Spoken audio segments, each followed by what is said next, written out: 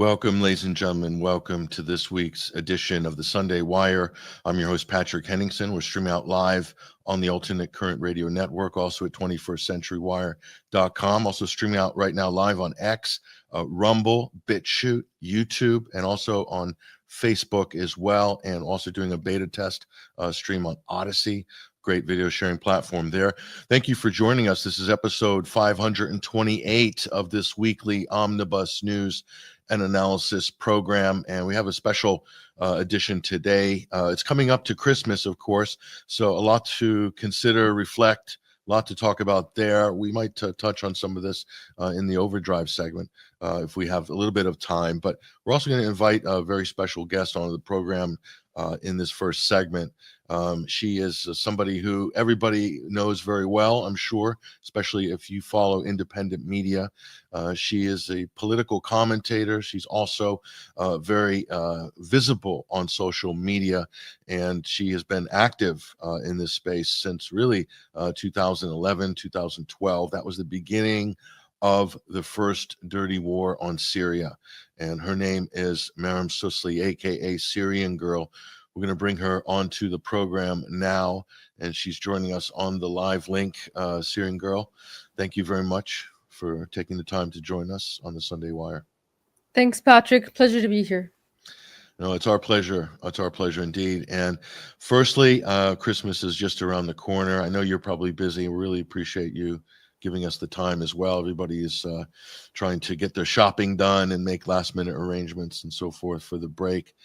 Lots gone on in the world, and I really want to talk to you about especially what's happened over the last 2 weeks.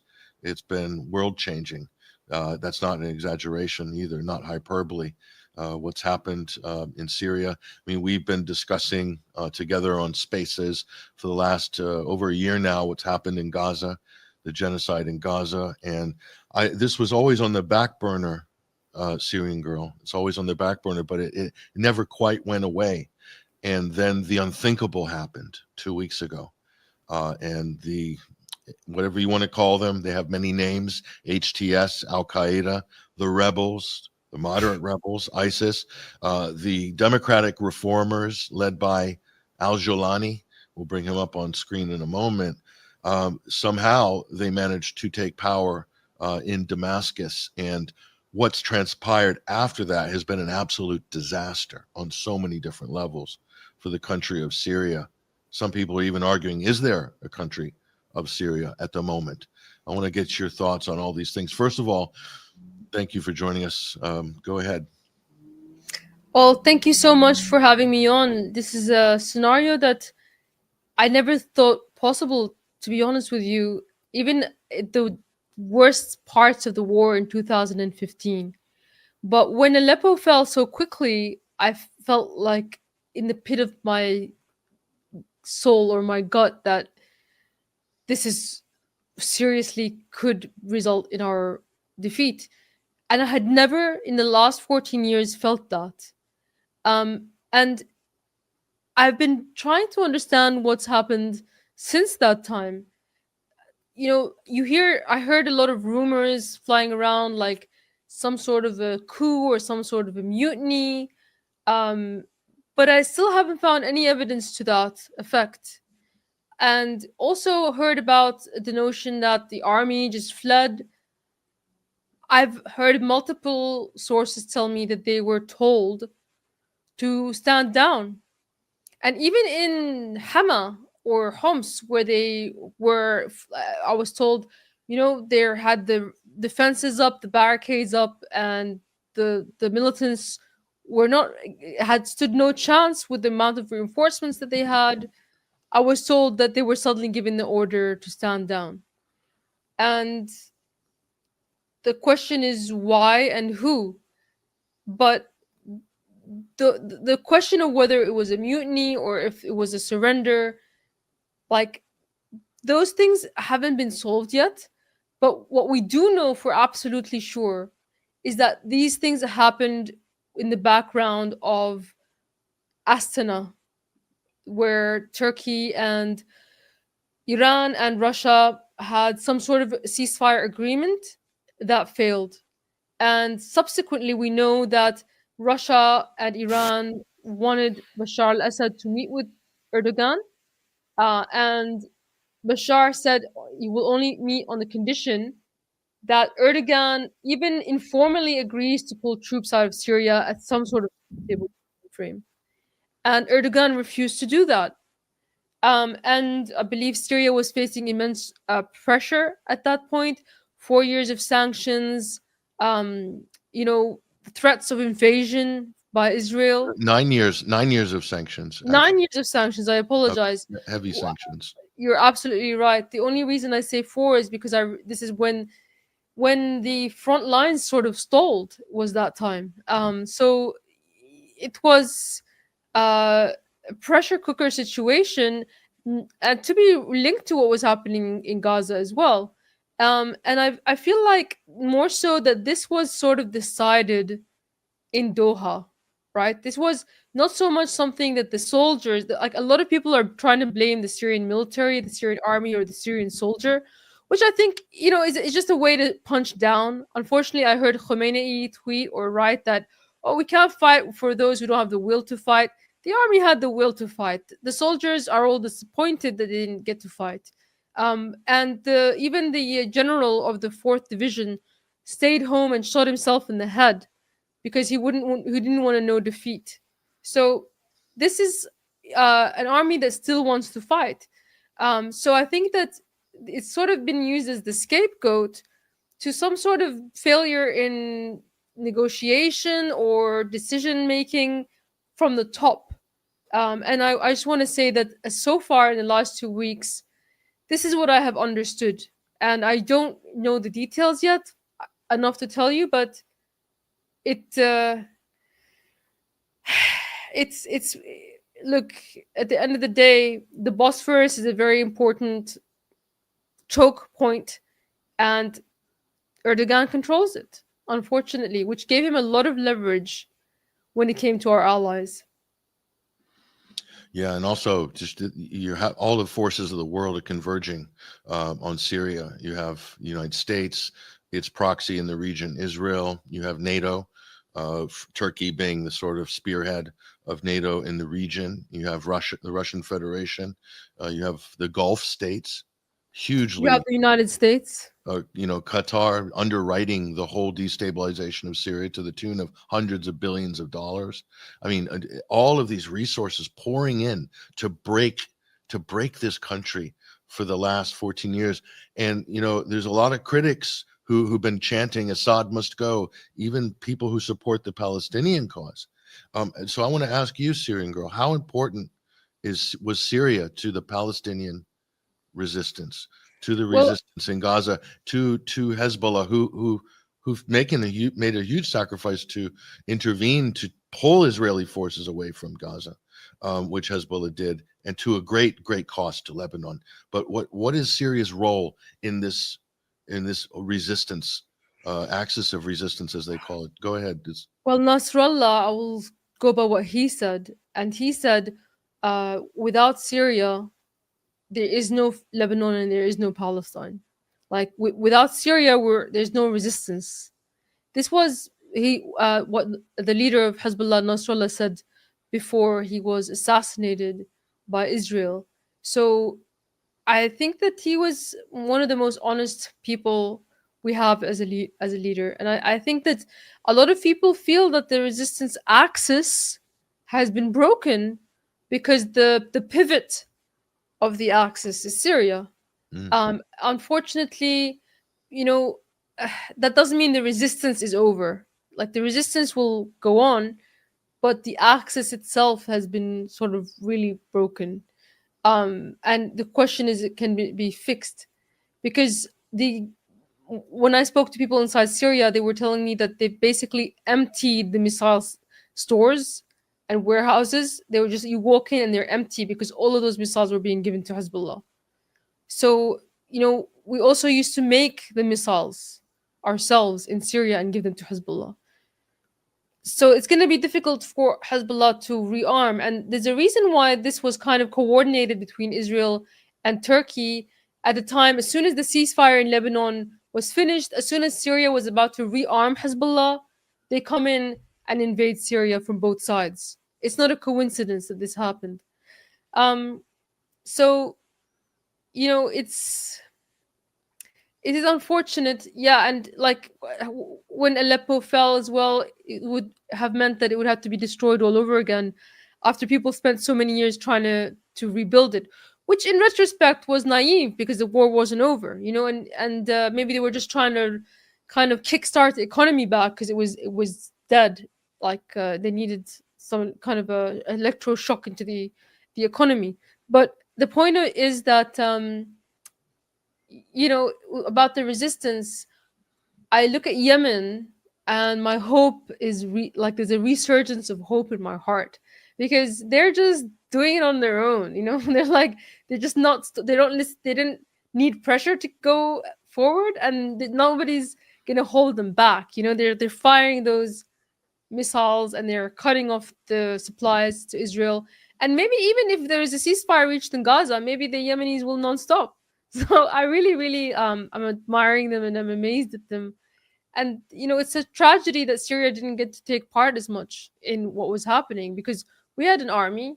I mean, this army, if it wasn't for the terrorist forces invading us from the north and the U.S. occupation in the east, like this army could have marched into the Jolan, it could have marched into Lebanon, it could have marched into Palestine.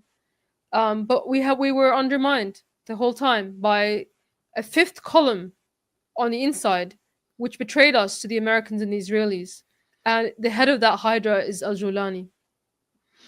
And you mentioned the coordination. It's impossible to look at this any other way. You look at Turkey clearly backing the occupying forces, Al Qaeda, HTS, in ISIS in Idlib, clearly getting support the whole time from Turkey. Turkey facilitated the invasion of Syria from 2011, as did Jordan, by the way. So two neighbors of Syria, basically like a vice grip, and providing open borders for foreign fighters being trained by, U.S., British military, French military, on site in Turkey, in Jordan, using that as staging grounds to destabilize the country from 2011, plus the emergence of ISIS from the east, plus a nonstop Israeli airstrikes against Syria. In fact, in the last 12 months, am I wrong here? Over 200 airstrikes, 200 days of airstrikes from Israel against Syria in the last year. So and sanctions on top of that. And the U.S. occupation that held all our oil fields and our wheat. Mm-hmm. So you're really taking it from all sides, and it's even a strong country would have trouble withstanding that type of pressure. And Syria wasn't in a strong position financially, and had been degraded down to such a degree. And to our me, population is also very small in comparison to like we're only 20 million people.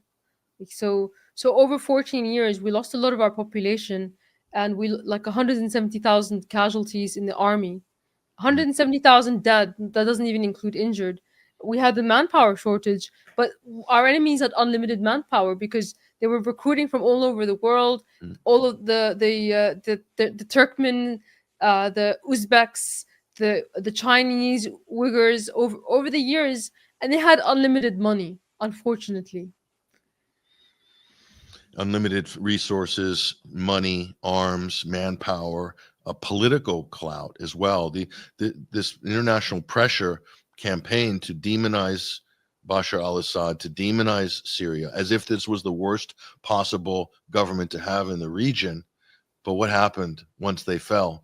Look what immediately in 48 hours, Israel starts massive airstrikes, starts pounding Syria, all of its military bases, its naval base, everything totally liquidated, and territory lost in the Golan Heights. What happened here?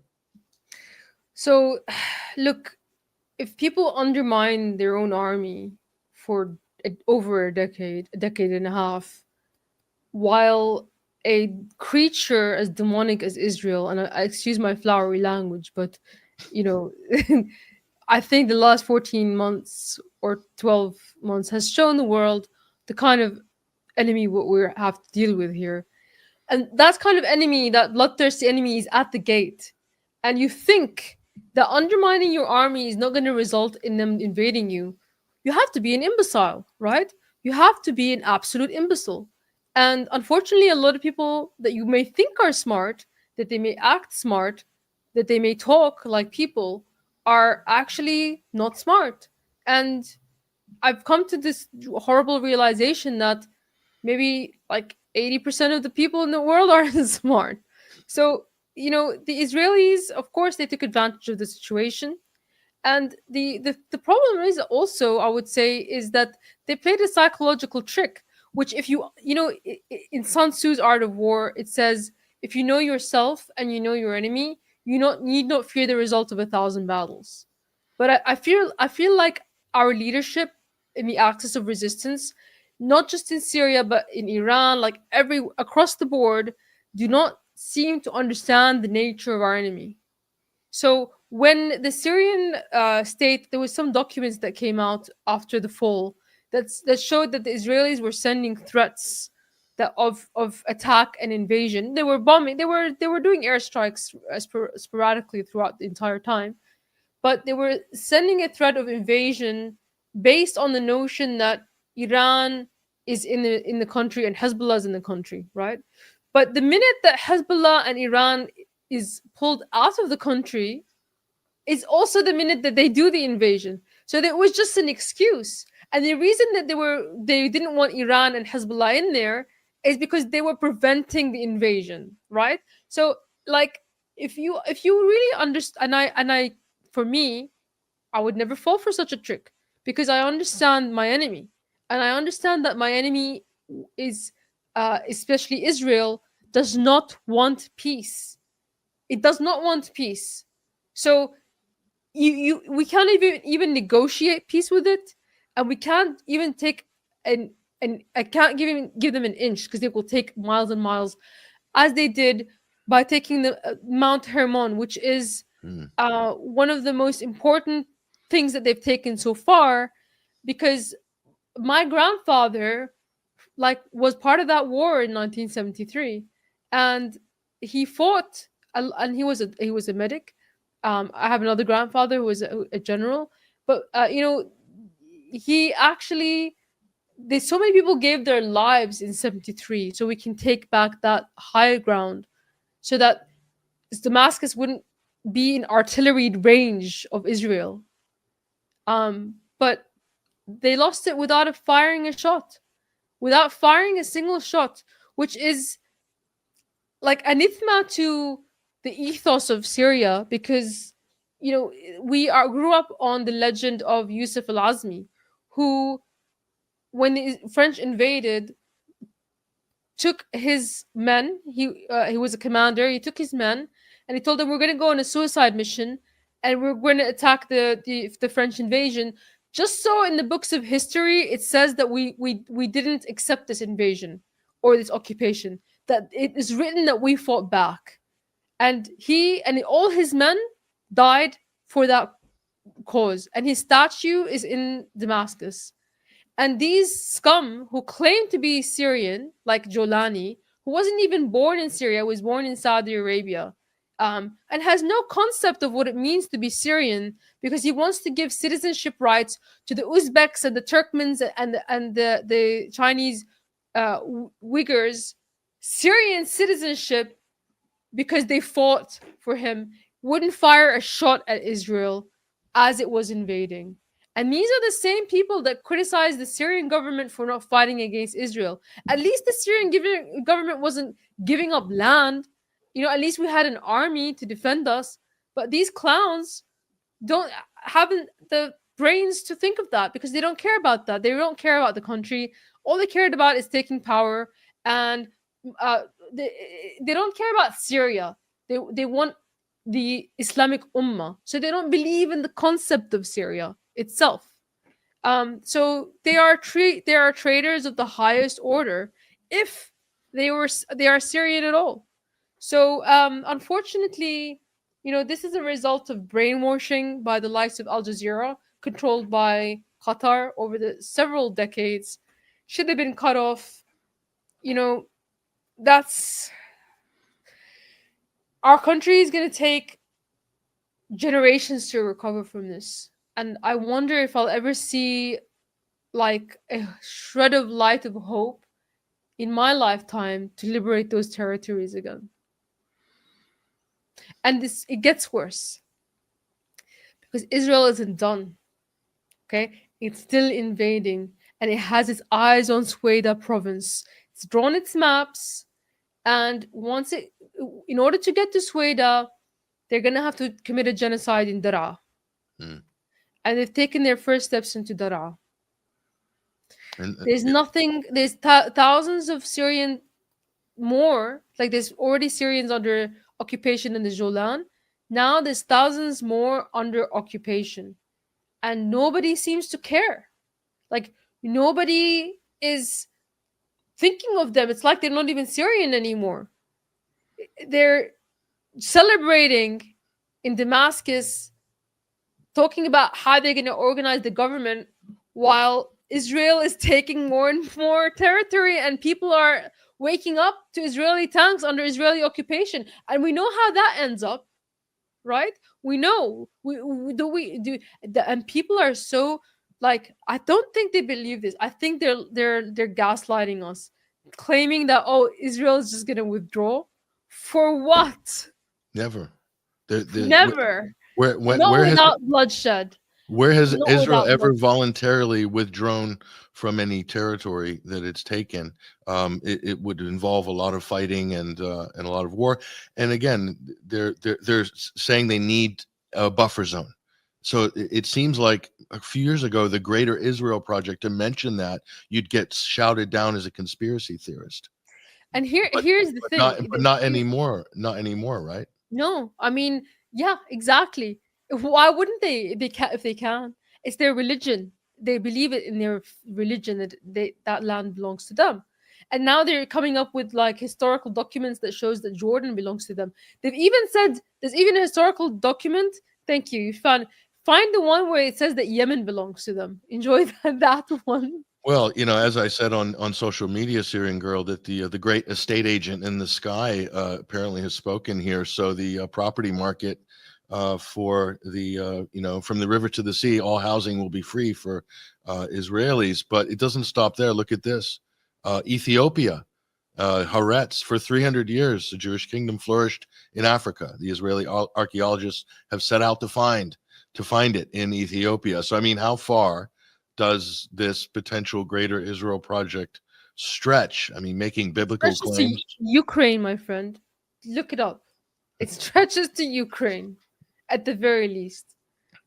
So, So so we're not being Khazaria, in other words. hyperbolic here. This is a genuine concern, because what we've seen in Gaza is and Lebanon is basically the template, is that we will pound our neighbors into submission, and they accept our hegemony, and we will take territory as we see fit to secure our security interests.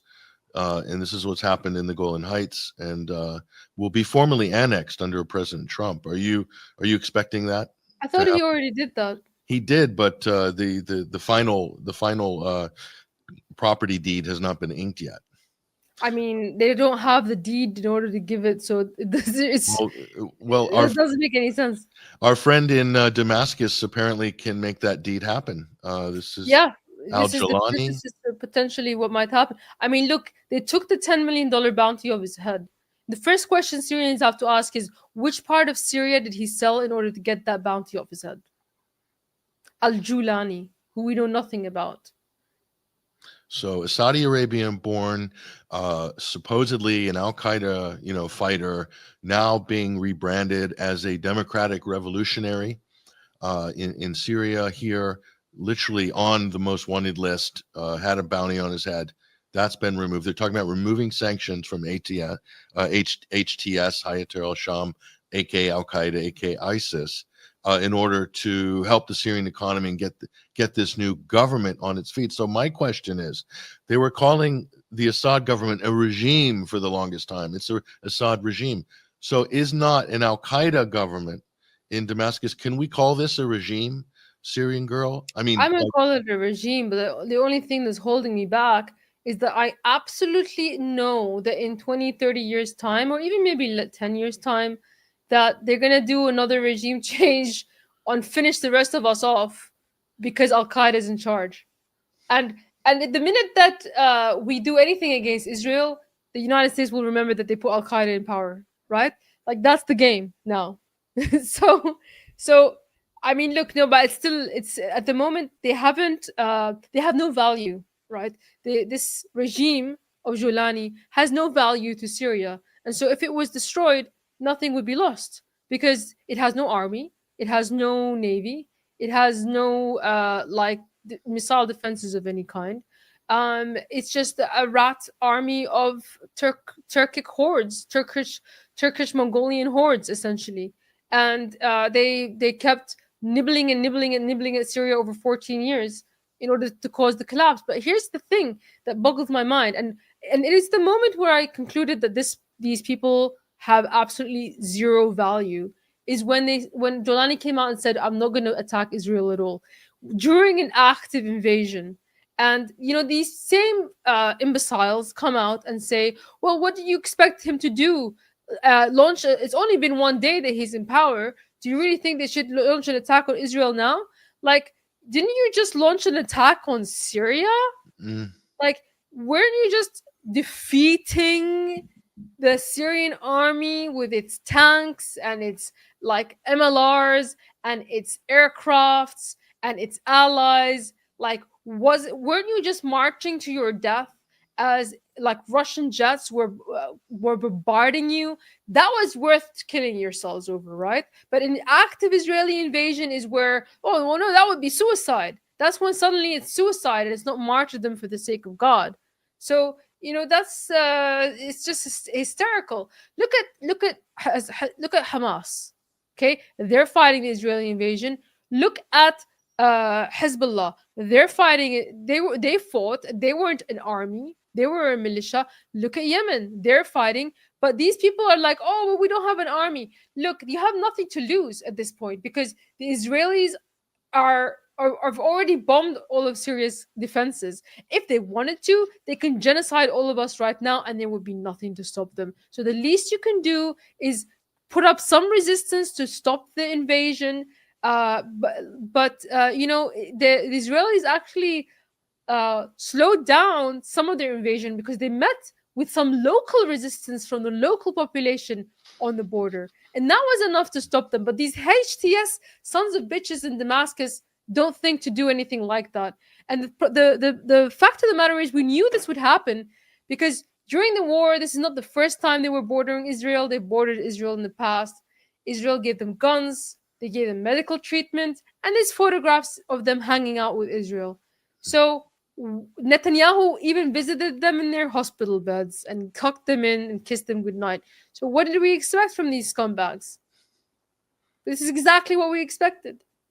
Worse, in fact. I at least thought that maybe Al Qaeda would try to pretend to not be the CIA, but no.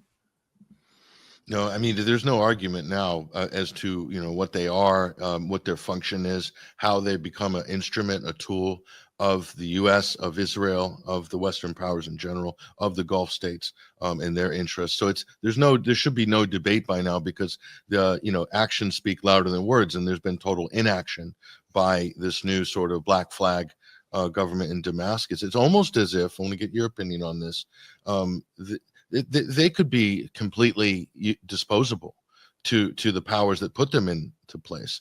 They've served their function. They managed to achieve regime change, to take away Syria's independence in the region, to help liquidate Syria's military. They've done that. They've performed that role. What's to stop the powers that be that put them in power from basically exterminating them or getting rid of them at some point in the near future? That's a possibility. Have you thought about that? I think they haven't done enough damage yet. I think that the U.S. intends to use them as an excuse to balkanize the country, okay? Mm-hmm. And ironically, to protect the minorities, because when this previous government was in power and they were protecting minorities, that was a minority government, and the majority Sunni population needs to take over. I say that as a Sunni myself, but that was the narrative, right? But now that Al Qaeda is in control of the country, the narrative is going to flip, and the US is gonna, and Israel, by the way, is already doing it.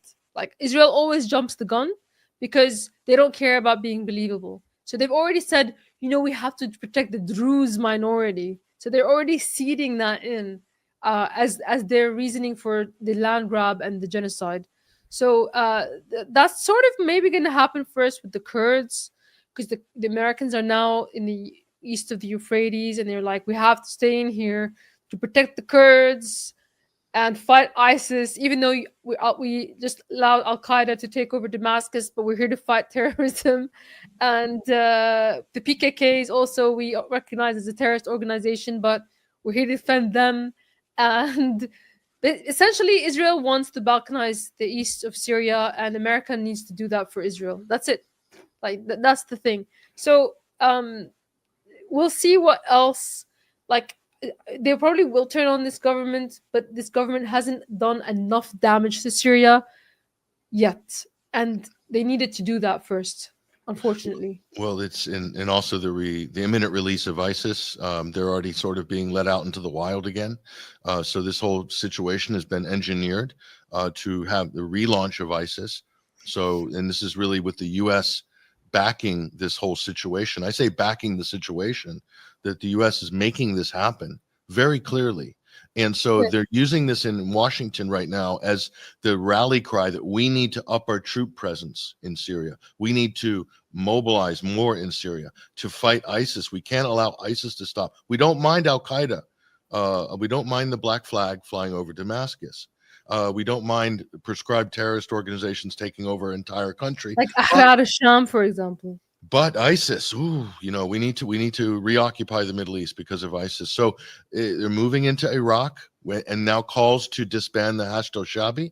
U.S. is putting pressure on the Iraqi government to disband the Hashd. At the moment, ISIS is being let out. Hashd is not going to disband. Come on. But come on, these things are not happening as a coincidence, are they? They want Iraq to collapse, and they want to use ISIS to do it, and that's why they're releasing ISIS, and that's why they held onto ISIS as a card this whole time. Because if you remember when Trump, this is interesting, guys, go back into history and check what I'm saying. You'll find it fun. When Trump wanted to pull troops out of Syria, ISIS was already pretty much defeated. Okay, in fact, it was defeated, and the only thing was every time that Trump would say, "I want to pull troops out of Syria," the Kurds would make a statement saying, if you pull troops out of Syria, we're not gonna fight ISIS anymore. We're gonna release them. Okay, we're gonna actually release them from prisons. That's what the Kurds would say.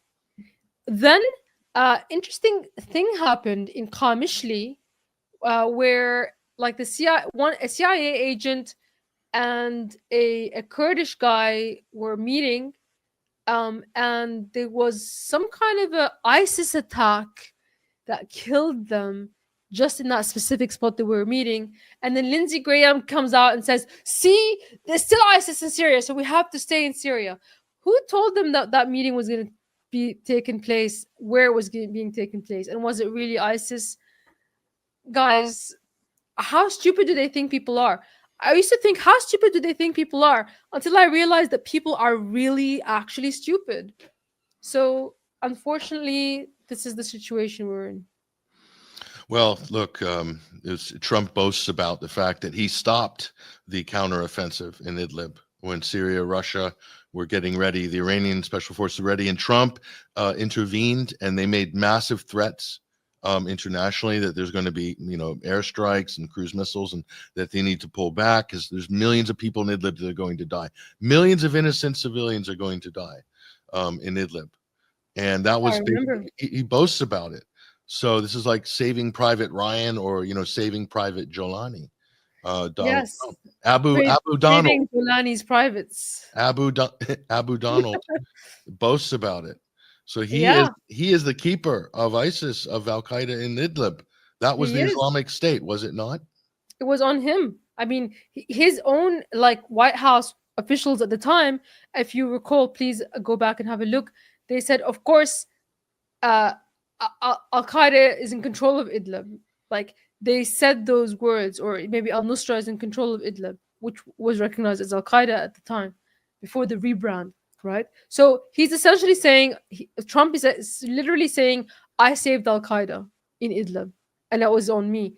But he also took credit for the vaccine, lest we forget, and Yeah. the whole COVID reaction. Like, people want to be all full of hopium and copium about Trump, but you gotta be real. You have to realize that he's one of them. He's not one of us.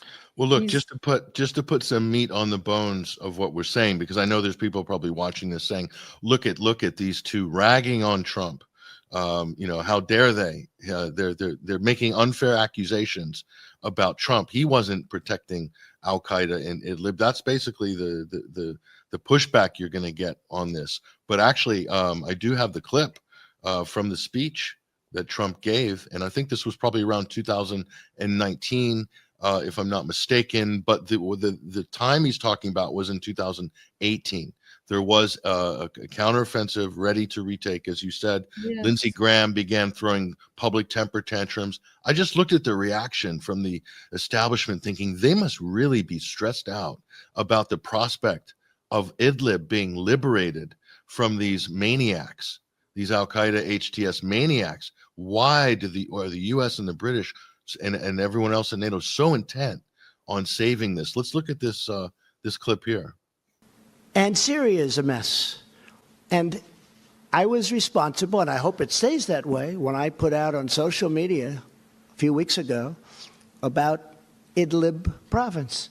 I said, don't do it. I'll tell you, it happened where I was at a meeting with a lot of supporters, and a woman stood up and she said, there's a province in Syria with 3 million people. Right now, the Iranians, the Russians, and the Syrians are surrounding that province. And they're going to kill my sister, and they're going to kill millions of people in order to get rid of 25,000 or 35,000 terrorists or enemies of theirs, but I think we can call them terrorists. And I said, that's not going to happen. I didn't hear of Idlib province. And I came back to New York, and I picked up the failing New York Times. I hate to admit it was the New York Times, but it was the failing New York Times. And I opened it up, not on the front page, but there was a very big story. I said, wow, that's the same story that the woman told me that I found hard to believe, because how would anyone do that with 3 million people? And it said that they were being surrounded, and they were going in and starting literally the next day, they were going to drop bombs all over the place and perhaps kill millions of people in order to get 35,000 terrorists. And I put out on social media and elsewhere, I gave Mike Pompeo, John Bolton, everybody these orders. Don't let it happen. I said, don't let it happen. That doesn't mean they can't be selective. They can't be, go in and they've got to do what they've got to do with terrorists, assume they're terrorists, but don't kill millions of people. And it stopped. You saw that. Nobody's going to give me credit, but that's okay. That's okay, because the people know. I have had more Syrians thank me for that. This was about 4 weeks ago I put that out. I said, they're surrounding a city of 3 million people.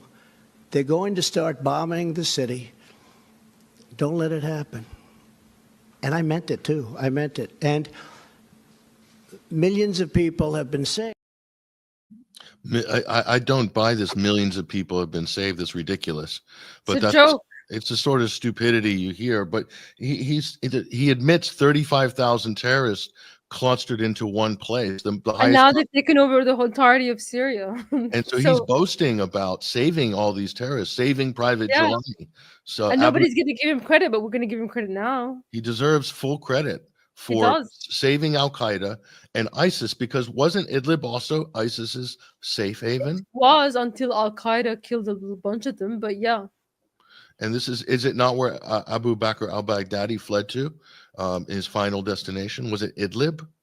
I think so. It was. I can't remember. But Al-Julani was ISIS up until we became Al Qaeda. That's right. So it was ISIS. So sorry, go ahead. So just to round this up, so Donald Trump seems to be a soft touch between someone sticking a New York Times propaganda piece in front of him, to his daughter Ivanka with the Khan Shahun or the Duma chemical attack saying, "Oh, Daddy, do something about this," and he orders an Beautiful airstrike. babies. Or the dead ducks at the Skripal incident in Salisbury, and Avril Haines, I think, was the CIA director, whoever, showing these pictures of dead ducks on the creek side, and oh my gosh, this is terrible. More sanctions against Russia, expel the diplomats. So it's like Trump seems to be the ideal person that the deep state can pressure. But he doesn't feel the same way about Gaza. Like in Idlib province, the Syrian border was bordering Turkey. So if the offensive began, the civilians would be able to take refuge in Turkey during the offensive. Just when the Lebanon offensive happened and Israel was bombing Lebanon, Syria opened its borders to millions of Lebanese refugees, right? The same thing would have happened with Turkey. The Turks would have had to let the refugees in while the Idlib offensive was happening. In Gaza, the civilians had absolutely nowhere to go. So the Israelis were specifically targeting the civilians. So there's 2 million people in Gaza. Was he going to say anything along the lines of, they were going to like kill a few thousand Hamas, but they were going to kill 2 million people along the way? Was he going to say that about Gaza? No, he doesn't say that about Gaza. But in a completely different situation where the Syrian military would specifically target Al-Qaeda, would minimize civilian casualties, unlike the Israelis, which are committing a genocide and have been accused of such by the United Nations because they've explicitly stated their intent to commit genocide. Completely, but he's okay with that. Okay, he doesn't say anything against that. It just really that clip highlights his hypocrisy on multiple levels. On one, he supports terrorism, and on the other, he's a complete hypocrite when it comes to Israel's actions. Yeah, and the rest speaks for itself. If we see a spate of terror attacks in Europe from some of these HTS Al-Qaeda miscreants, that's really a result of that policy decision under Donald Trump in 2018. Pure and simple. You got to own it. If you come out and publicly boast about it, you've got to own it. That's what I think. But his supporters will constantly say, "Well, that's not what Donald meant," and they'll give you this trust the plan post hoc analysis on it, trying to sort of patch over and smooth over. Oh, that's not what he meant. That's not what he meant. But that's exactly what he did. Exactly. The situation now and anything negative that sprouts from it should be laid at the feet of Donald Trump. I mean, I know that it's not him alone. It's the CIA, the deep state, Israel. He wants the credit. He wants the credit. Exactly. See, he's kind of. What Israel wants is what U.S. policy will be in the region. It's as simple as that. So if we want to know where the U.S. is going, we need to know what Israel wants. Precisely. And what does Israel want? Does Israel want to have a path to Iraqi Kurdistan so that it can confront Iran on its own borders? Is that what Israel wants? That's what the map shows. It shows like they'll take over the south of Syria and then cut across the border and divide Syria and Iraq, and then connect up with the east of the Euphrates, where the Druze are, even though the majority of people east of the Euphrates are actually not Druze. So it's gonna be pretty hard for them to do it. But essentially, they want Americans to die in Syria so that they can cut up Syria. Like, that's it. That is what they need Americans to do, and the Americans are more than willing to do that for them, even if it means going up against Turkey, their ally in NATO.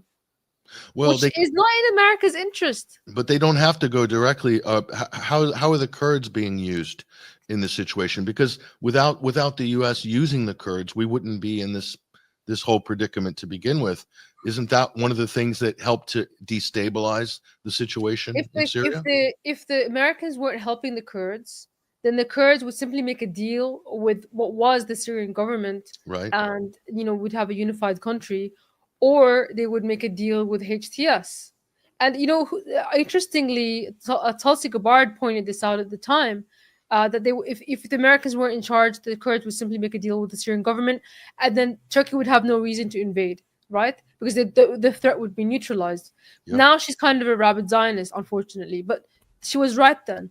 And the point of the matter is that the American being there is causing danger to the Kurds.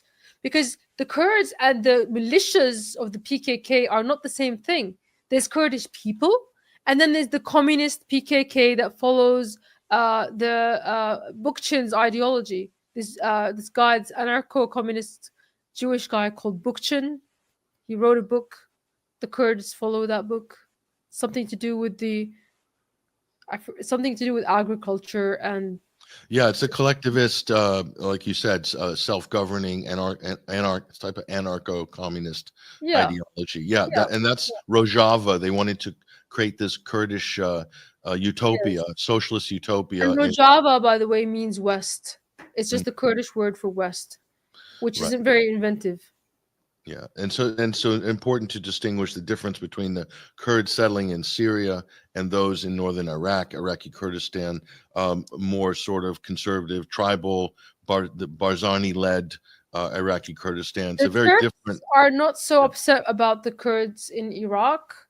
They're more upset about the Kurds in Syria because they follow that communist PKK ideology, which means that they want to take Turkish territory and make that into Kurdistan as well.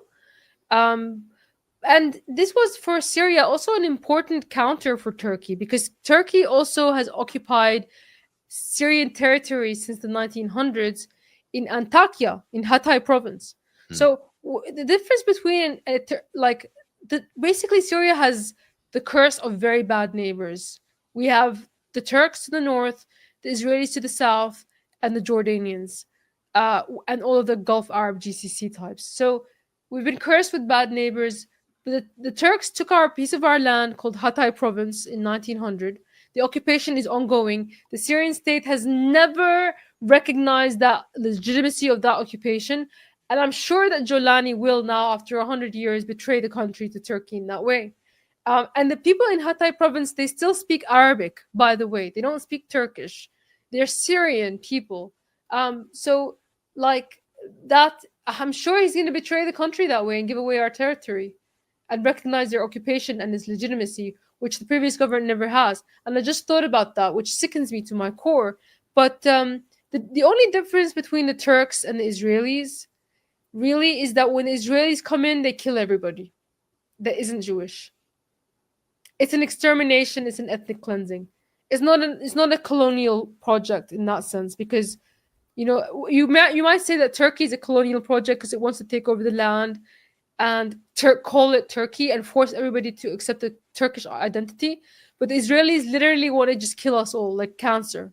So that's a slight difference. Yeah, so clearly Turkey's trying to reestablish its Ottoman-type influence, leading the region, taking the sort of preeminent Islamic position over from Saudi Arabia in the Middle East. But one must not forget that Turkey recognizes the state of Israel. Erdogan went to the funeral of the founder of Zionism, like not the funeral, the memorial. So we're talking about Turkey is a Zionist country. It's one of the first countries that recognize Israel. All of this crap about caring about Gaza, Erdogan hasn't lifted a finger to do anything about Gaza. In fact, he's still selling oil to Israel. Turkey makes the boots that the IDF soldiers wear. So if anyone has any delusions about Islam coming in to save Palestinians, you're wrong. Islam is not there to save Palestinians. Islam is there. Well, Shia Iran is not a factor. I'm not talking about Shia Iran. Like they at least the axis of resistance has blood on its hands when it comes to the Zionist entity.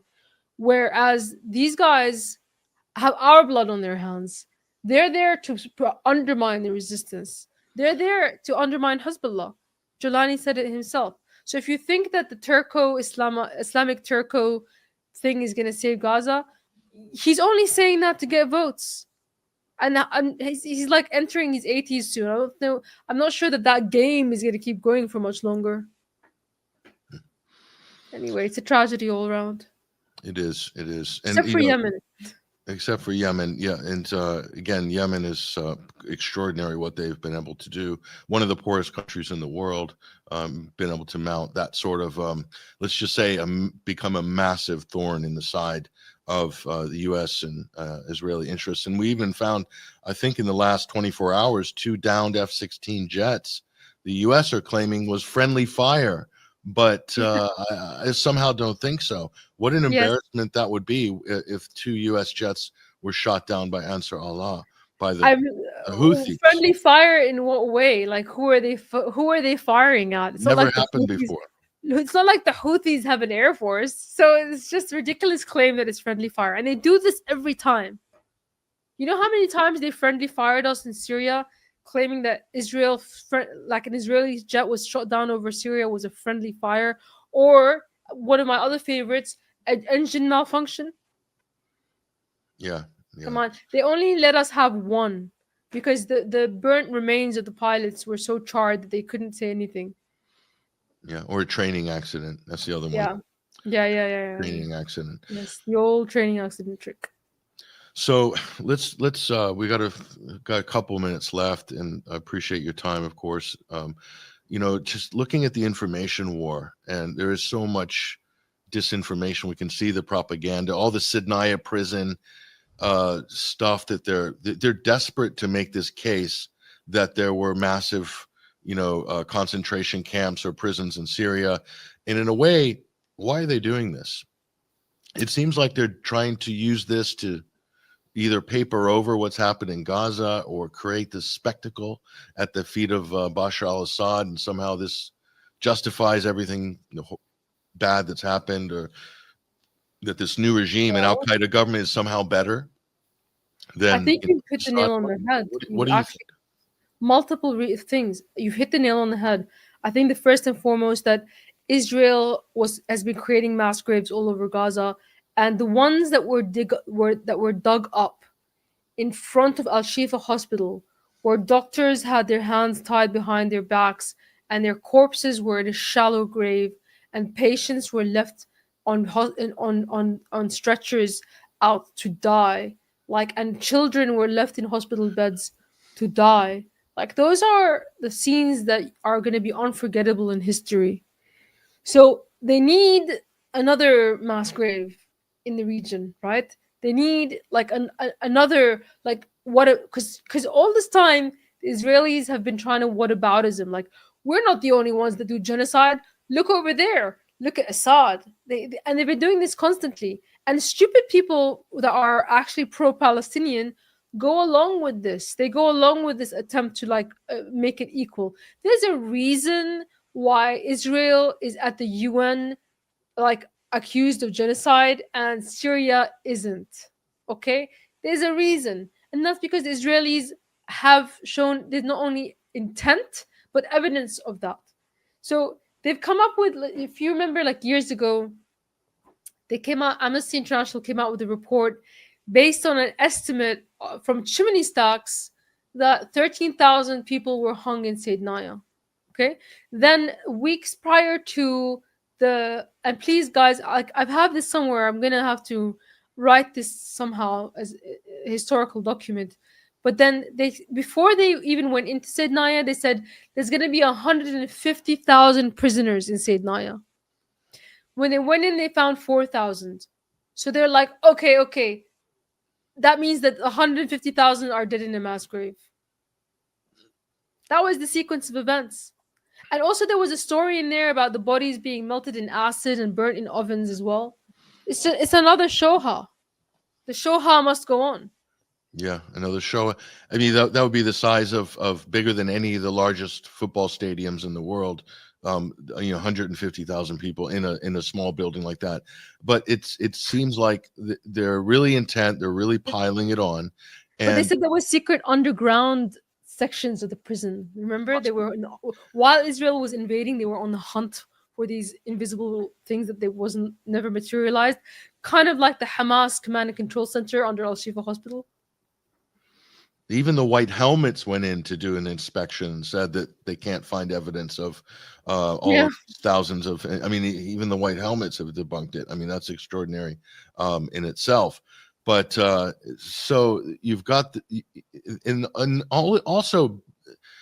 And by the way, these are the same people that are still assassinating people and cutting off people's heads in the streets. and they're worried about a prison with 4,000 people. A lot of them were murderers in that prison, and they came up with this. Oh, there was a child in Sednaya prison. Women were getting raped. All of this crap. Like for even the German press, DW debunked that because they said the child. There was no evidence that the child was actually in the prison. It's the child was there. It could have come in with the people that were trying to find the prisoners, and also there's no evidence of rape. And also, even in the U.S. prisons, mothers are allowed to like keep their babies in prison with them as toddlers for the first few years of their. So that's like seen as a kindness. But anyway, it's another show, huh? And yeah, if it was so bad, why would CNN need to do fake news segments to sort of ham up the whole narrative? And also, Assad has butchered 600,000 of his own people. It went up from 500 to 600,000 just in the last couple of weeks. But that includes, even by the SOHR, like the Syrian Observatory for Human Rights, that includes in that number Syrian soldiers, like 170 of them. People killed by Al Qaeda and ISIS are included in that death toll. Yeah.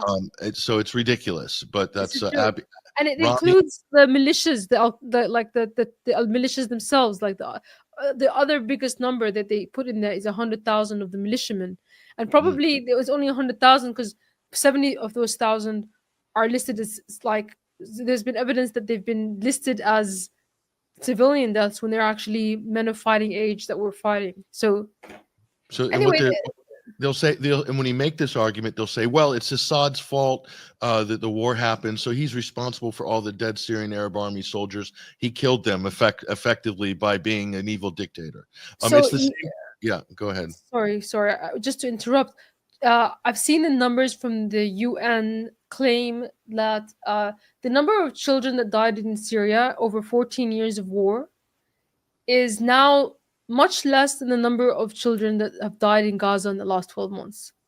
Much less. Yes. Yeah. So, 12 years of war, less children have died than in Gaza in 12 months. And they want to compare the two conflicts and say that he killed 500,000 civilians. What a joke. Yeah. But people just throw a number out there.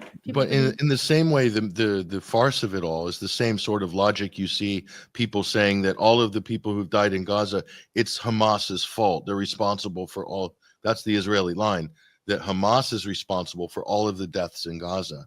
And yes. it wouldn't have happened if not for, we're just doing our compassionate bombing runs, says the IDF, to get rid of terrorists, and there's people in the way, and that's because they're all human shields. Every baker, every candlestick maker is a human shield. So are the hostages or prisoners of war, apparently. Yeah. So you're right. That's the narrative. Like, again, the Israelis were arming the terrorists. They were arming Al Qaeda. They admit this. So I can bring up the Jerusalem Post article, but it's on my page. I should really archive these things so people can have easy access to them.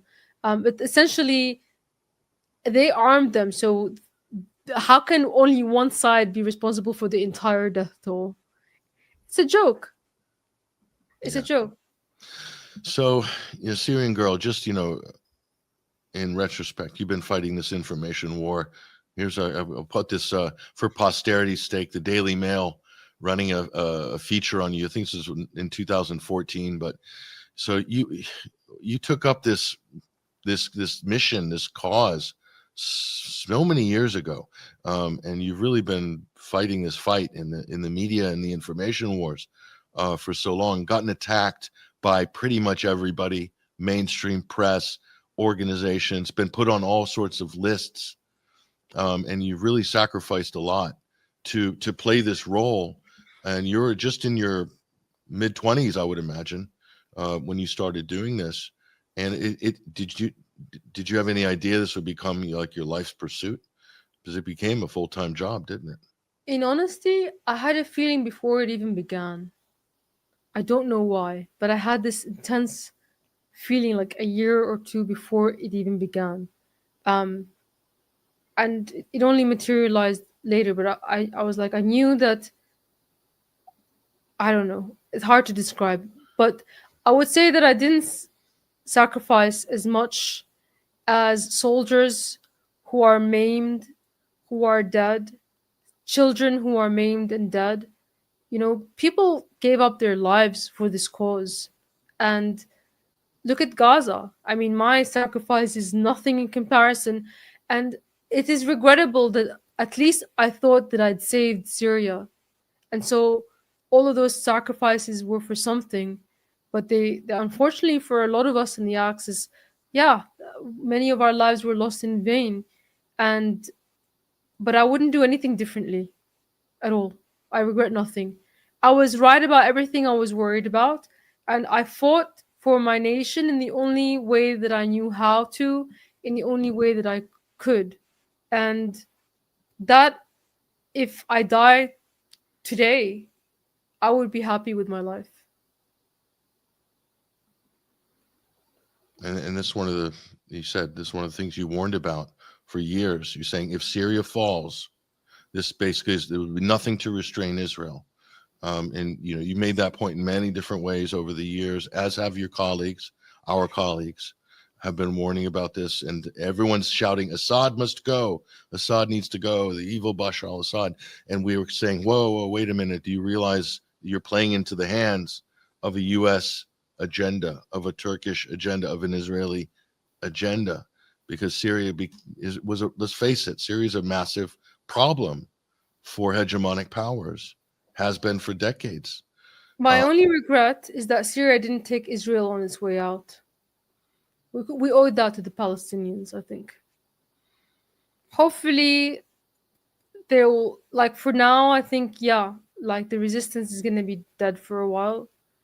But they named, Phoenicia, they used to call us, the legend of the Phoenix was associated with us. So we're going to rise again from the ash, hopefully. Yeah. I wouldn't say the story's far from over. And as Syrians and people in the Levant will tell you that they look on a much longer timeline when they're evaluating the procession of empires and epics and time. Yes, that's true. You just have to go to Tedmore and Palmyra to get a full understanding of how long that timeline is. 6,000 years long, and many civilizations in the interim. So this could be a blip on the radar. Another crusade. Was it Oscar Wilde that said that?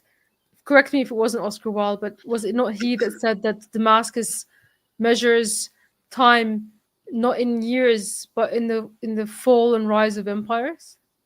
Like, it's a kind of immortality. Mm-hmm. So, and also, unfortunately, I would have preferred to see it in my lifetime. That's the thing that you mourn the most. And what is in danger of being lost right now? I mean, you have basically a theocratic terrorist organizations taken over a very rich pluralistic country with incredible strands of religious history and tradition, culture. How much of this is in danger of being lost by allowing this type of a junta or a regime to take power? What are your thoughts on that? Well, I said that we were fighting for Syria's soul because, what they want to do is they want to take over our land and literally replace our people. So it's not so much that they're going to indoctrinate us with the ideas of pan-Turkic ideology or Islamist ideology. They literally want to replace us because they feel that they are entitled to our land by virtue of their religion, whether that be Jewish or Wahhabi, And people will say, well, Iran helped Syria. Yeah, but Iran wasn't going to live in Syria. The soldiers weren't going to stay. They were there to help, and they weren't going to claim Syrian identity. But these guys are. They literally, Jolani is going to give citizenship to thousands upon thousands of miscellaneous foreign fighters. And they're basically the same as Israel without as much of the genocide because they're only genociding minorities. They're only ethnically cleansing minorities. So far, not as much as they did in 2016. Hopefully, it will stay that way, but we'll see. So, it's like the Syria that I was born into has gone, and maybe the Syria of antiquity will remain. But the Syria that was friends with North Korea, that had a good alliance with Russia and Iran, and had a good like was a bulwark work against U.S. hegemony, supported Iraq, the Iraqi resistance during the U.S. invasion, supported like anti-imperialist causes and connected with anti-imperialist causes. Like that Syria is gone, and it's not just gonna hurt Syria. It's not gonna just hurt the Axis. It's gonna hurt Russia, and it's gonna hurt China. It's gonna hurt anyone that's against U.S. hegemony. Unfortunately, I think the level at which it's gonna hurt hasn't even been revealed itself yet. So a lot has been lost, and people will try to diminish that. But I live in reality, and what I've heard from people is God will provide. God will provide, but God helps those who help themselves, and we have to be learning from our mistakes. So, but don't discount us yet, because there is a chance for a counter revolution. Unfortunately, we don't have the same capabilities that the army used to have, but there's still a chance for a counter revolution. Hopefully, it doesn't end with balkanizing the country, and doesn't end with the our enemies taking advantage. But our enemies are taking advantage now anyway. They're getting everything they want without a shot fired. So that argument is nullified. And I'm going to put this tweet up, which you tweeted up a couple of days ago, which I found to be quite moving and profound. I'm going to read it here. And this is an image. My name is Maram Susli. The last name is of Turkish origin, Susliu, which means fancy. My great-grandfather was a fez-wearing Ottoman Turk. Nevertheless, I am a Syrian, a Sunni Muslim born and raised in the heart of Damascus. I have no loyalty above that of Syria. I have more in common cause with Syrian minorities than I do Sunnis, Salafists, and people from Central Asia, you're saying. The former are my brethren, the latter, with their hateful sectarianism, Muslim Zionism, do not represent me. And so who is this image? That's my great grandpa.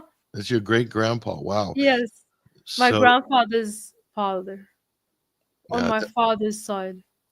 it was a very strong statement you made. You got quite a reaction from social media when you did post this, and I think also it gave people a little bit of a look, into you, and where your sort of very deep historical, family, and emotional roots into the region. That the region's history is your history, is your family's history. It's every Syrian.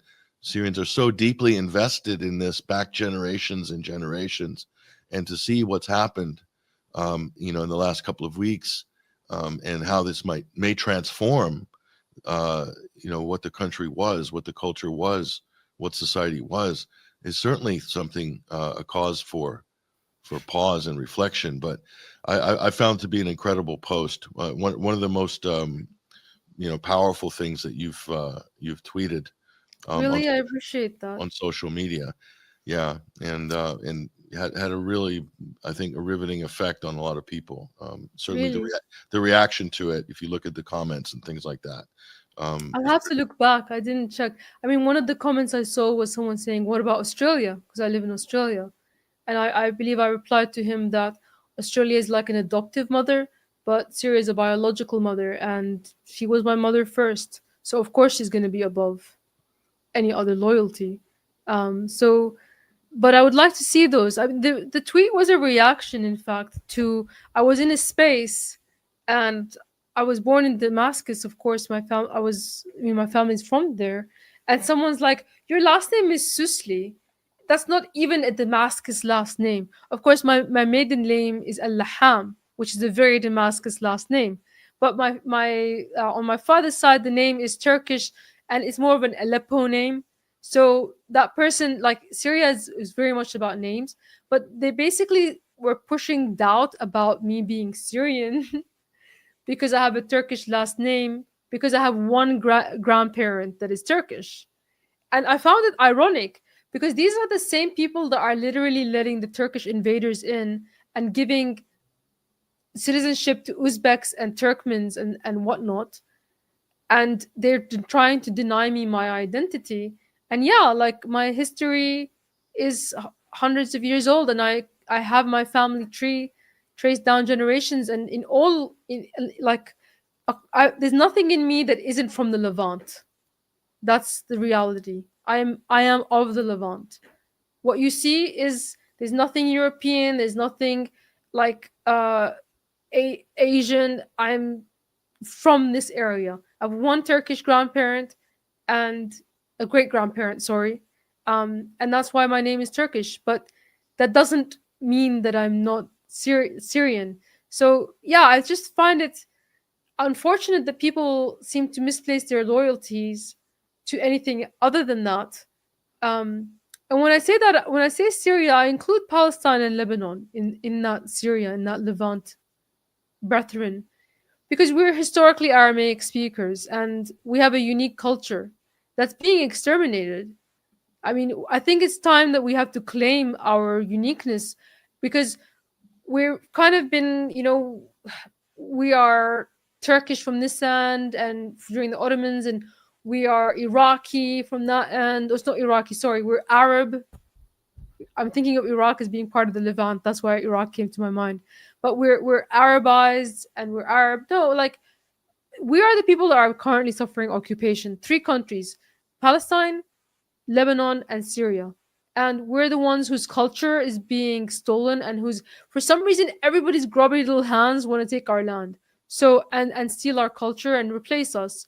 So I just feel like we have to, if anyone has to declare an ethnicity and an identity that's unique, it's the people that whose identity and ethnicity is being exterminated.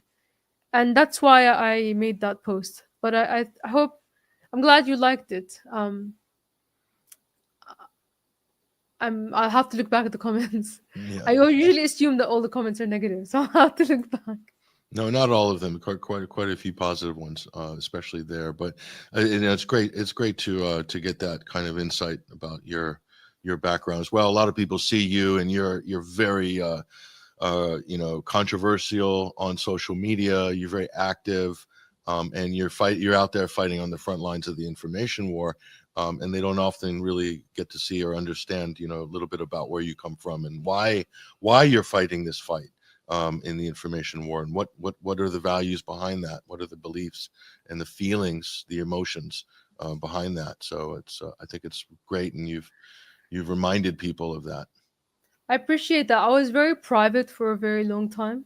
But maybe now, because there's not much else to say, I might reveal more about where I came from. Still trying to find my photo of my grandfather. Not my great grandfather, but my grandfather. And I'll put it up at some He was point. a general. He's a well-known general in the Syrian army, right? He was a war hero because he fought the French occupation, and he became a general, but then he was forced into retirement when the Ba'ath Party came in, interestingly. Yeah. And my family were landowners, but the Ba'ath Party came in and confiscated all the land. So we kind of really like took a step back in terms of how much power and influence we had because of the Ba'ath Party. And yet I still took the position that I did because it was for the best of the country. And people deny that all the time. Like they say that I was being paid, or I was secretly getting like some kind of a government job or something. None of it is true. I just really thought that the other side were stupid traitors. That's it. And I was right on every step of the way. Yeah. Most everything that you warned about, all the major points that you made strategically have more or less, for the most part, borne out to be true. And everything the mainstream media has been saying, who have been attacking you, have been proven to be completely false and idiotic on a very, very profound level. So you do have history on your side. But I do wish I were wrong, though. That's the I will put that out there. I do wish I were wrong. Yeah. Well, it's a great tragedy. It's certainly going to change, reshape the region, at least temporarily, and perhaps permanently. But the story's not over yet. Maram Susli, aka Syrian Girl, at Partisan Girl on social media. And can people support your work, or do you have subscriptions or donations? Yes, well, on Twitter, I am at Partisan Girl. On YouTube, I am at Syrian Girl Partisan. I intend to put up a video about this on my channel. I haven't had the heart to do so yet because it's just a little bit too sad, but I will. But yes, you can certainly subscribe to me on Twitter. You can also, I have a Patreon, I have a Buy Me a Coffee, but I really appreciate, even if you follow and you bell me, I would appreciate that a lot. So if the bell is a notification button, by the way, just in case. But yes, that's it. Thank you very much. Syrian Girl Partisan on YouTube, Partisan Girl on Twitter, and I also have a Telegram, which is Syrian Girl Partisan, which I'm trying to build up because you never know with any social media. So That's right. thank you so much, guys. There she goes, ladies and gentlemen, as Maram Susli, aka Syrian Girl. Really appreciate her coming on the program on the Sunday Wire this week. What we're going to do right now is take a break, and we'll be back with a very brief segment of Overdrive afterwards, and we'll wrap up this episode. I know everybody's got to get to their Christmas obligations, so we're not going to take up any more of your time this weekend, more than we have to anyway. But I'm Patrick Henningsen, your host.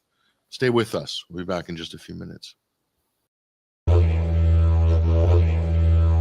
For in the final analysis, we all inhabit this small planet, and we are all mortal.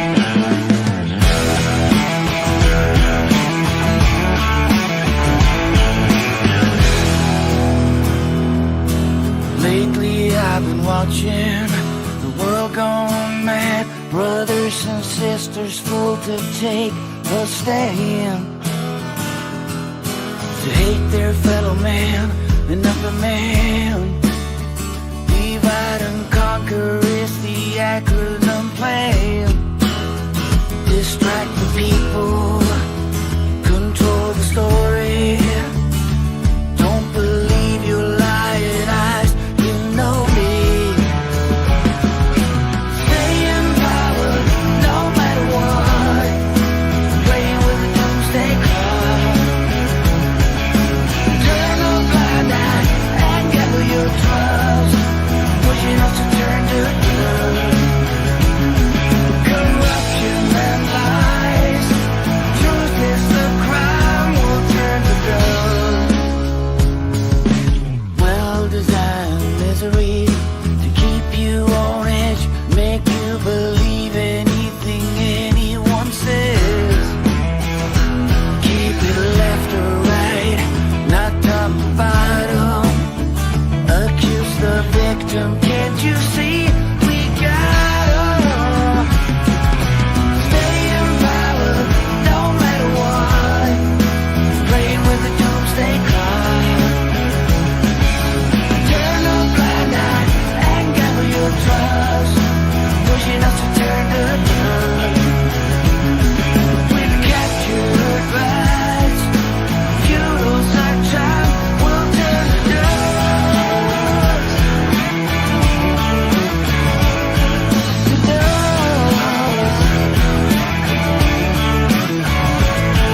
Industrialized brutality, commercialized cruelty. People as commodity, cheer on war and atrocity. No accountability, perpetual impunity. Always have an enemy to hell with all humanity. Stay in power no matter what. No matter what. Playing with the doomsday clock. Turn a blind eye and gather your trust. Pushing us to turn to dust. Stay in power, cash in the stars.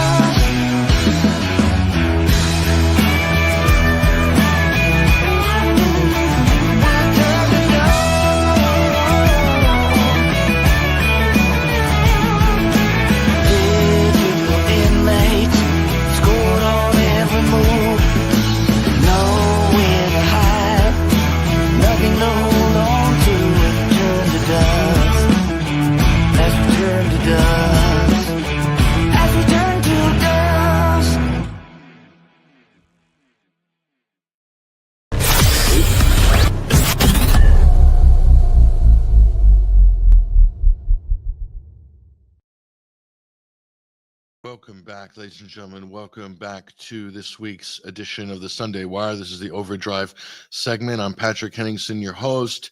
Christmas is just a few days away. Appreciate you guys joining us. What an incredible segment before the break with Syrian Girl, Maram Susli, aka Syrian Girl, Partisan Girl. Great sort of off-the-cuff conversation. We didn't do any prep for that. Just kind of like, see how things went. There's so much you can talk about with her. She's a wealth of knowledge and information, especially about the Middle East. But it was also great to get a little bit of personal insight from her as well. I think it's really valuable to put more of a sort of a human touch to one of the more popular social media commentators and political commentators on the independent media scene. Absolutely brilliant. Really appreciated her giving us that much time. Everybody is busy trying to get stuff done. So we're not going to take up too much more of your time during this Overdrive segment. There's been a lot that's happened. 2024 has been a very incredible year, very challenging for many of us, certainly for myself on a personal level. This has been a very challenging year, very difficult year. But for people around the world, especially people in Palestine, first and foremost, this has been more than difficult. It's been absolutely apocalyptic, tragic on a deep, deep level that we can't possibly have comprehended. But we've seen it happen. We've seen it unfold over the last 14 months, and it's horrified a lot of people. It's also motivated a lot of people to become very active, more so than they ever have in their lives, to take to the streets, to push back against probably the worst injustice, humanitarian injustice, human rights injustice that any of us have witnessed in our entire lives. So this is that generational moment. What happened in 2023, late 2023, post October 7th, and well into 2024, still happening today. Some of the worst killings by the Israeli military have happened only in the last couple of weeks. They're still attempting to flatten the Gaza Strip, to kill more Palestinians, to ethnically cleanse that part and turn it and annex it, formally annex it and turn it into Israeli territory.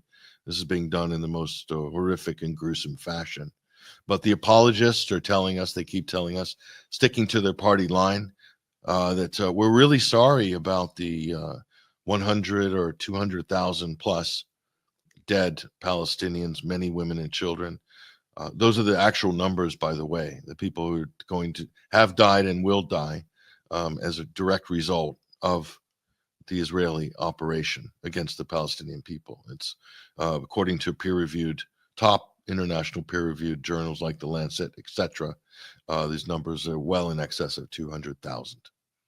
And those aren't all terrorists, as the Israeli communications hired thugs and public relations experts and people in Washington are trying to gaslight you, to tell you that it's not their fault. They're really just, it's anti-terror operation. And all these people are just unfortunate collateral damage. They're human shields being used by Hamas. And we're really sorry. We might even have to kill another 50,000 of them. But, we have to do this to, quote, free the hostages, etc. It just gets more ridiculous, more farcical, more grotesque as each week goes on. And I think it's really, I think the point has been underlined for the world.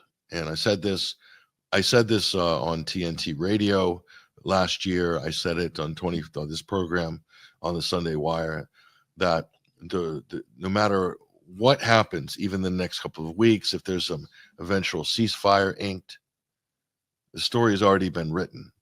History has already been written. The world will never, ever, ever, not in our lifetimes and not in the next generation's lifetime, will never look at the Israeli project the same again. The complete rank disregard for human life, for human dignity and decency, has been on the worst display imaginable. And the legitimacy of Israel, of the Zionist project, it's gone. It's gone. Not just the global South, but the global community as a whole is roundingly rejecting Israel and the values it stands for, and the low regard to which it holds human life, and has shown that time and time again in the worst possible ways. And you only have to look at the International Courts of Justice report to see all the evidence: soldiers dancing on the graves of Palestinian women and children, the targeting of hospitals, the torturing of doctors, tortured to death, the destruction of all the schools, all the universities, all the libraries, all the historical archives in Gaza, targeted by the Israeli military, using U.S. weapons, British weapons, German weapons. U.S., UK, and Germany are active parties. They are co-belligerents in this war against the Palestinian people. It's not a war against Hamas. I said this many times. I even pinned a video from which I made like 8 or 9 months ago. 9 months ago. It's pinned to the top of my Twitter page. I've made many videos like those. They got millions of views. Many videos just laying out what you're actually looking at there. But they've wiped out all mosques, schools, hospitals. The attempt to make life unlivable in this part of the world, to make the life so unlivable that the people who survived this slaughter will have no choice but to pick up and leave. And wasn't that the plan all along? Wasn't that the strategy all along? In their eyes, in the eyes of Israel, its lobby, Benjamin Netanyahu, who is now a wanted war criminal with an arrest warrant on his head. In their eyes, they're looking at the final mile. All they have to do is, quote, finish the job. In their eyes. And it's really laid the whole agenda bare for the world to see. And what people are seeing is not nice. And, you know, if Israel's going to expect any political legitimacy in the eyes of the international community, the global populace, it's not going to happen. That's finished. It's finished. For a short-term gain, they have lost their greatest long-term asset, which is the sympathy of the world population. That's gone. They burned it off. It burned off in the embers of Gaza. It'll never come back, ever. There's nothing they can do to rehabilitate their image internationally.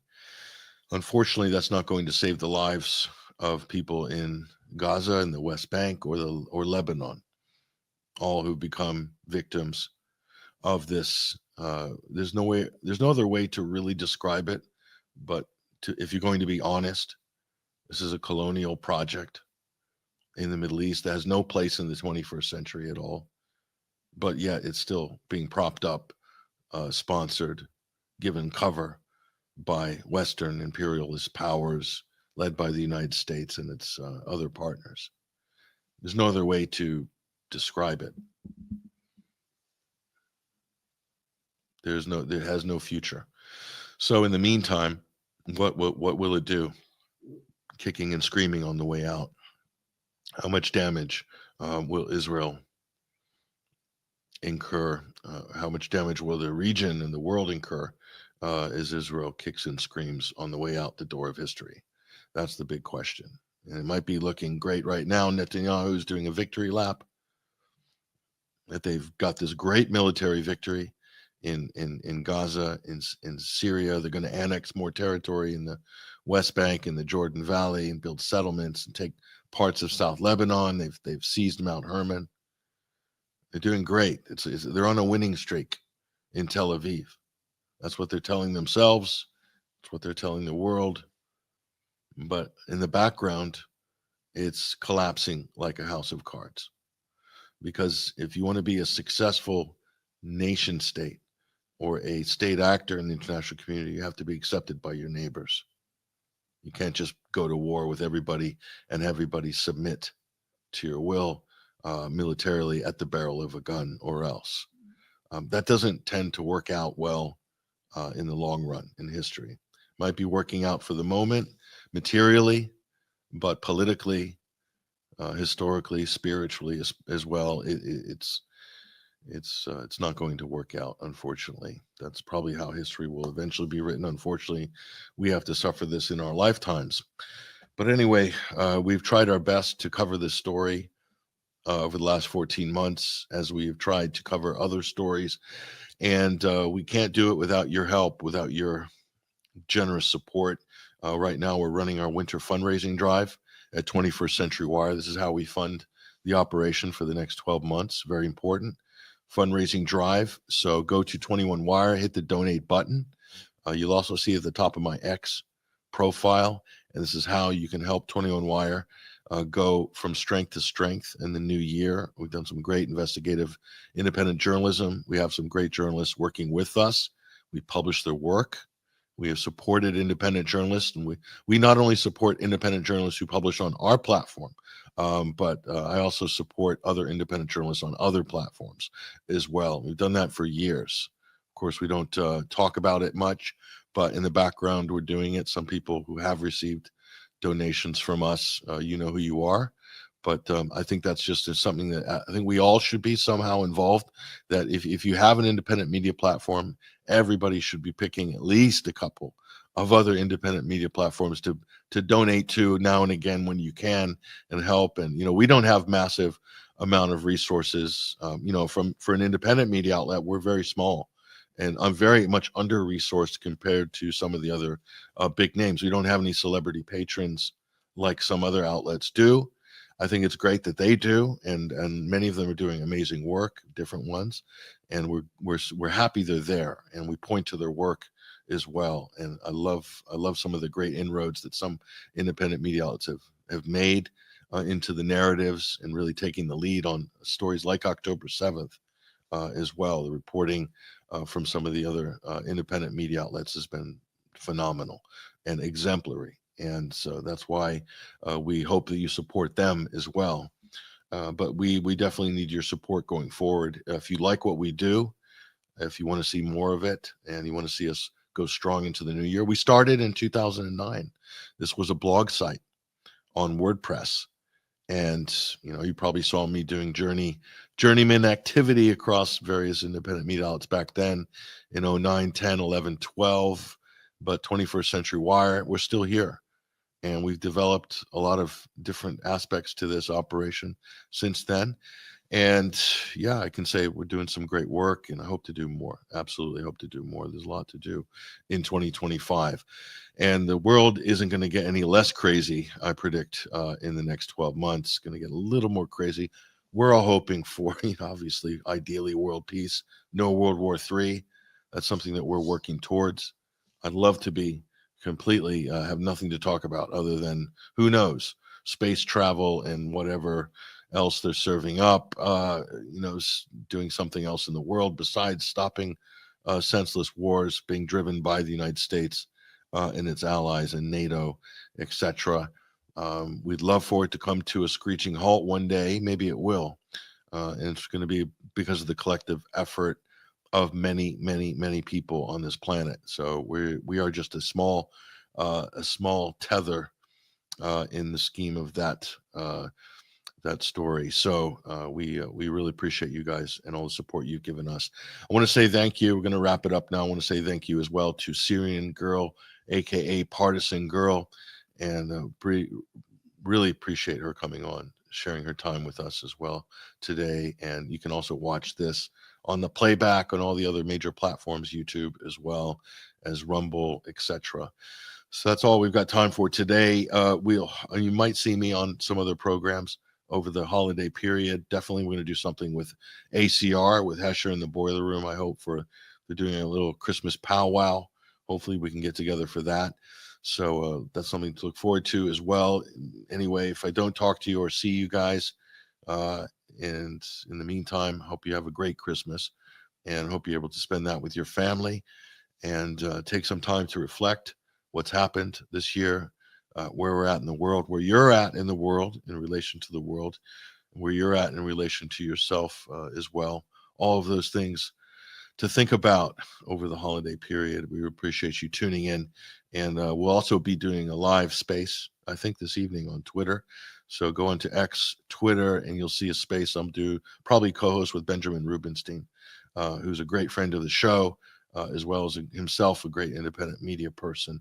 We love spending time with. That'll be on X, Twitter, after this live stream in a couple of hours. So keep an eye on my profile for that. So again, a lot of stuff to cover. We'll use all the different avenues to do it. We are active, and we're going to stay active.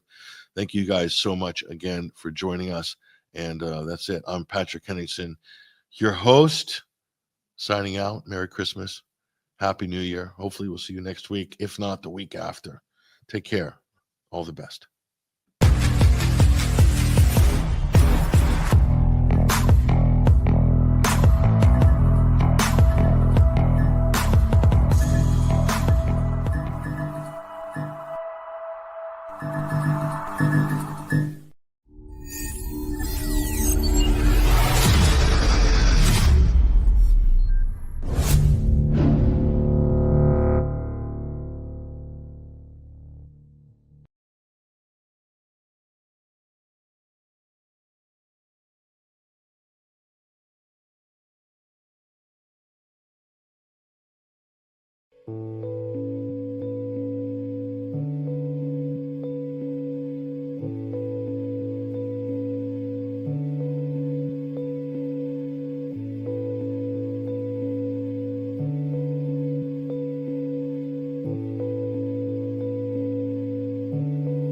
Supervised contact.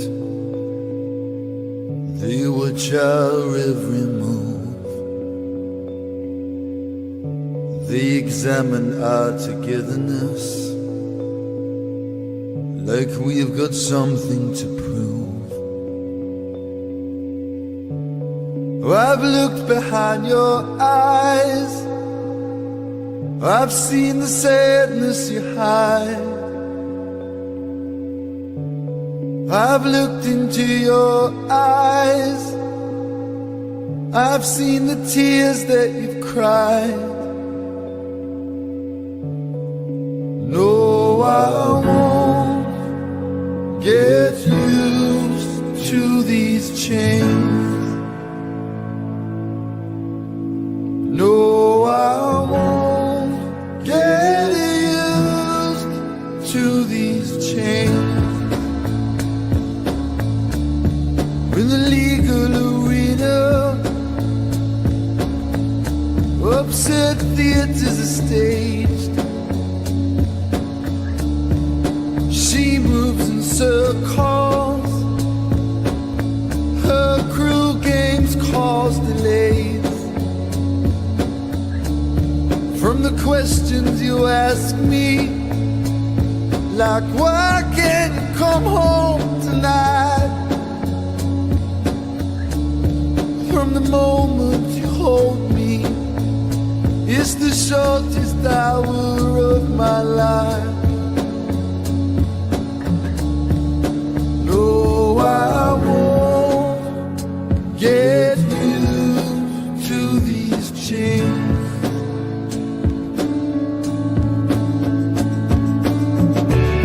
I wanna tell you what I'm feeling. I wanna tell you what I know. Someday the truth will know.